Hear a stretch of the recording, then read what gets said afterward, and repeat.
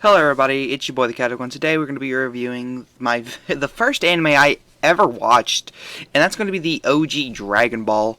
Now the story with this one, and this is pretty much how I got into watching anime. My nana, she had like Dragon Ball, Yu Yu Hakusho, Inuyasha, Naruto, and a couple other things. One anime I loved, and it involved like this girl's heart being like separated into like feathers or something like that, something similar to that, and they had to go like different worlds or something like that.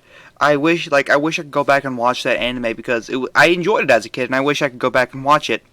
Another anime that I remember watching as a kid is that If You Fall in Love, You Die. Yes, was the last words I heard because this woman, the two girl, there was a guy and a girl. The guy was sick or something. The girl was like, "Ooh, no one's around."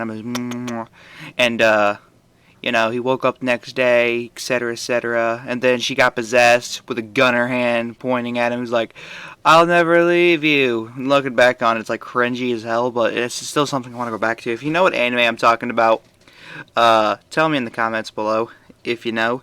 But back to Dragon Ball.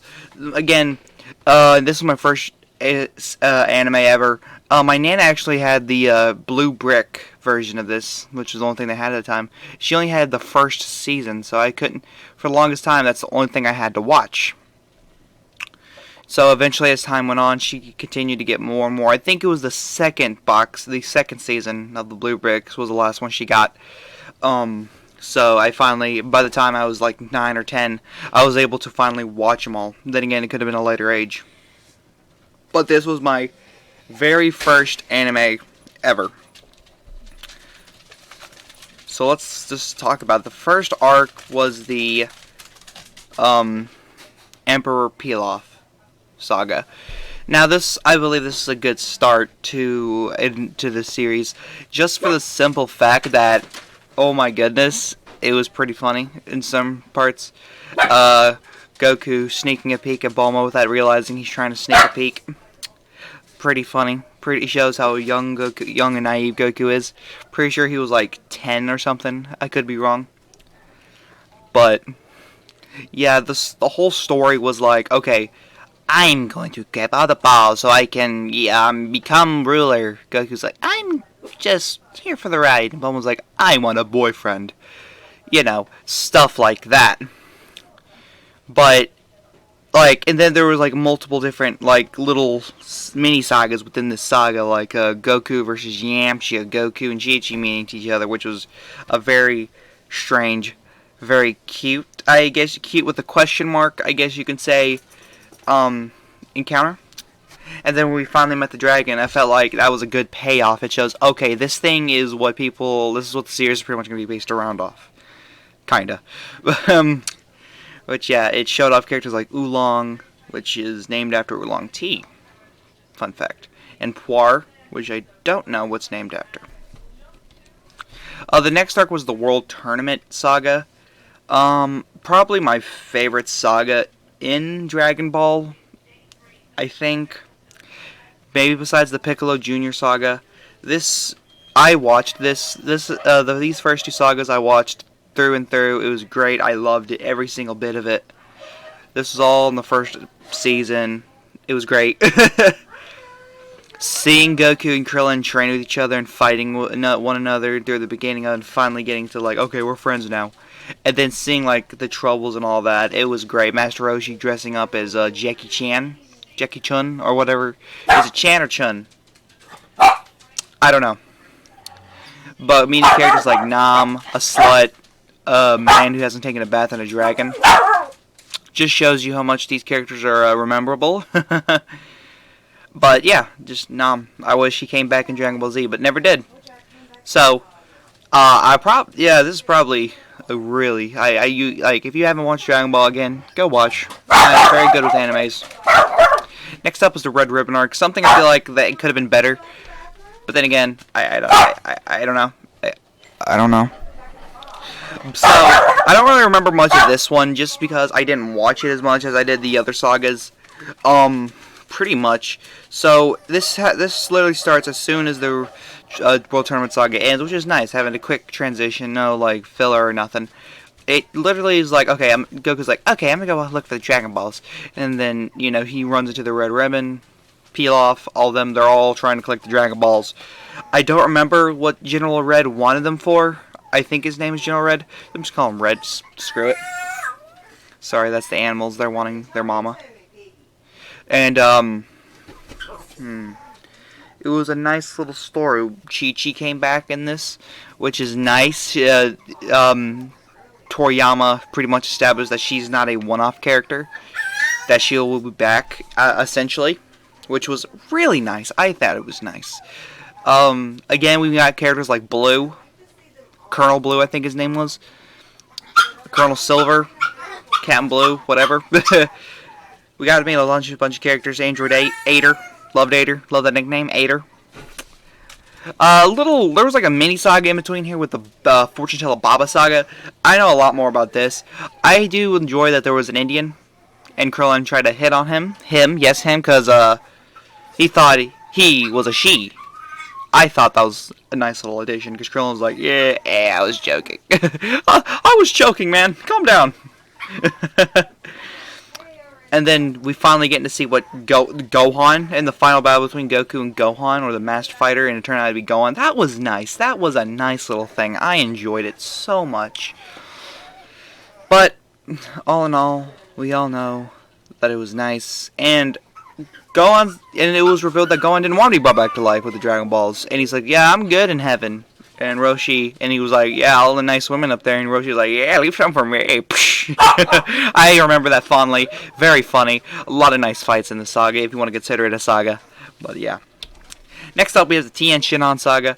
I thought this was a waste of time. Honestly, I think they just could have cut this, or at least the beginning part of it, and just do the World Tournament. But again, because the beginning of the Tien Shinhan saga, we did not see Tien at all. It was pretty much, okay, Goku's going on an adventure again. And it was like these mini adventures pretty much. And then he was like, okay, on to the next adventure. You run into Tien a couple times. And you just, establishing him as a character. That's pretty much it. And then the tournament shows up and bang! Also, Goku is almost late to the tournament. But let's get on to the good stuff, which is the tournament. Because everybody loves tournaments. I love tournaments. Don't you as well? Tien broke Yamcha's leg because fuck you, that's why. Which was a nice little addition, because who likes Yamcha? And Goku was like, I'm going to fight you. Also, I think the semifinals in this tournament was the best, and the finals, this was the best part. Also, Goku's first fight with a boxer. Everybody was like, yeah, this kid's going to get his ass whooped. Even Bulma, his friend, who was like, Goku, you're going to get your ass whooped. And Goku's like, okay. Like Saitama. And he one-punched the shit out of that boxer, dude. I think his name was Lee something. I don't know. I need to go back and watch Dragon Ball. Best anime ever. Just kidding. But yeah, I just love how he one punched him, and the entire crowd went silent. And Goku just walks back, happy-go-lucky, like he just did something normal. The semifinals, we had Tien and Master and Roshi, or Jackie Chun, and Tien already knew eventually that Roshi was Jackie. It was a good fight. I think eventually Jackie Chun would have won. It would have been nice to see Jackie Chun versus Goku too. But hey, we gotta revolve the saga around Tien. So, yeah. That was a good fight. Jackie Chan kind of said, you know what, I'm done. Bye. Goku and Krillin, good fight. Those two outperforming each other. Krillin grabbing Goku's tail, and then Goku saying, psych, I trained it, son of a gun, yeah. So, there's that. I thought that was pretty funny. Goku was like, yep, fuck you. I learned how to control my tail. And then the final bout between Goku and Tien was great.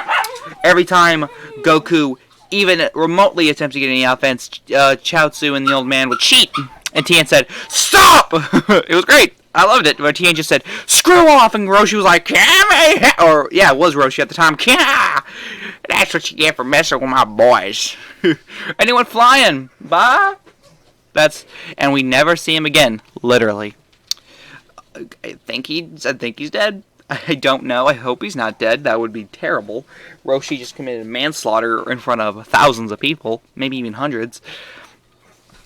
Then the fight went as normal. The two actually went out of bounds, and Goku got hit by a fucking car. Which, yeah. Yeah.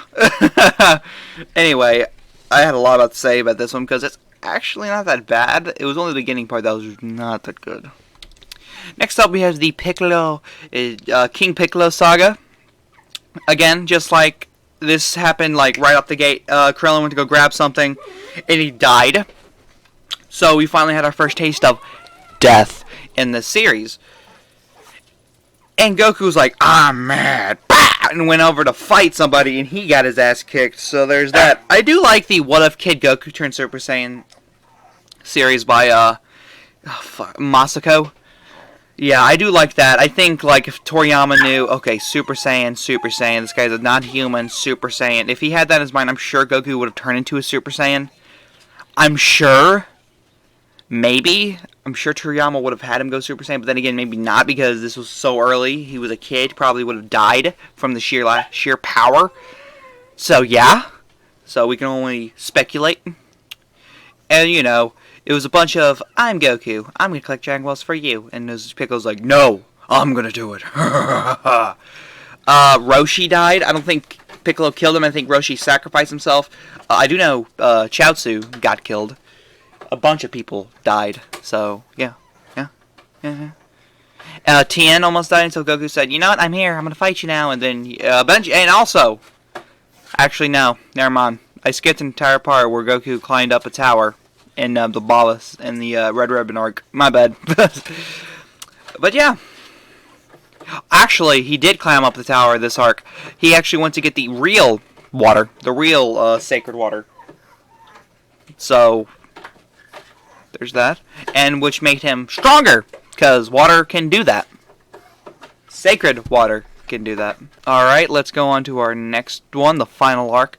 Which was the Piccolo Jr. saga. Or Junior, whatever. Don't care. I don't care. Anyway, the beginning of this arc was pretty much a training montage. Yeah, everyone loves them training montages. Everybody, you know, getting stronger. We start off with Goku going on top of Corn Tower, or the lookout, Kami's lookout, and you know, he finally trains with the Guardian of Earth. Yeah. Or at least his assistant, Popo, which, you know, whooped Goku's ass, which was pretty funny. Which made him a lot stronger, and I do like the whole thing where he was actually polite a little bit. And I'm so glad Toriyama didn't stick with this. I'm glad this is just a one-off joke where Goku was like, it's nice to meet you all. I missed you all. It was so nice to see you again. And everybody's like, who the fuck is that? Goku's like, oh, it's me! It's like, okay, back to normal, great. I guess Kami's like, okay, Goku, we gotta teach you some manners. He's like, okay. And of course, this whole arc was leading up to Goku versus Piccolo Jr. Really, Kami showed up as a human, as Hero, or whatever. I think his name was Hero. Kami showed up as him. So, yeah, that was nice. Where he beat Yamcha. That's always nice to see Yamcha get his ass kicked. Always nice. Always nice. Krillin fought Piccolo. Again, it was a good fight. We got the first instance of one of the main characters flying besides Chaozu. So, there we go. And Tien looked very impressed with him. We also seen Tien versus General Xiao, or whatever his name was. That was a robot Xiao.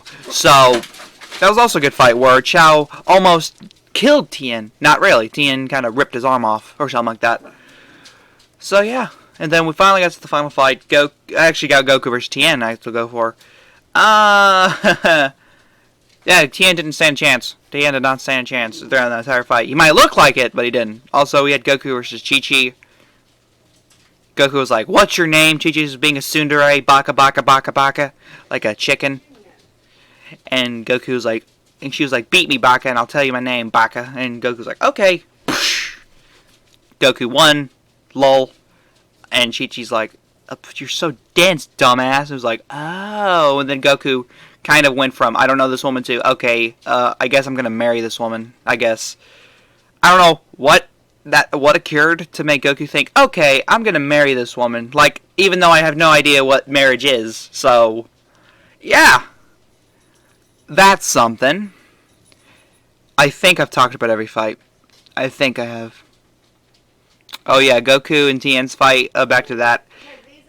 So, again, Tien didn't stand a chance because Goku had weighted clothing on, and when he took it off, it was pretty much over. Then we had Goku versus Piccolo. You know, a fight where everyone knew what was going to happen, I think, because Piccolo's like, I'm going to kill you, Goku's like, I'm going to beat you. Goku won, but the ring exploded, Piccolo became a giant man. I do like the whole thing where Goku's like, he missed all my vital organs. Piccolo's like, all of them! So, there's that. I thought that was nice. And then, that was it. You would think the series is over, but nope. Nope. I don't remember what caused all this, but Goku and Chi-Chi literally had to go to hell. No, not hell. They didn't go to hell. They went somewhere, and they had to retrieve the Bancho fan because something was happening. I think Ox King's place was on fire again. Again, it's been a while since I've seen this.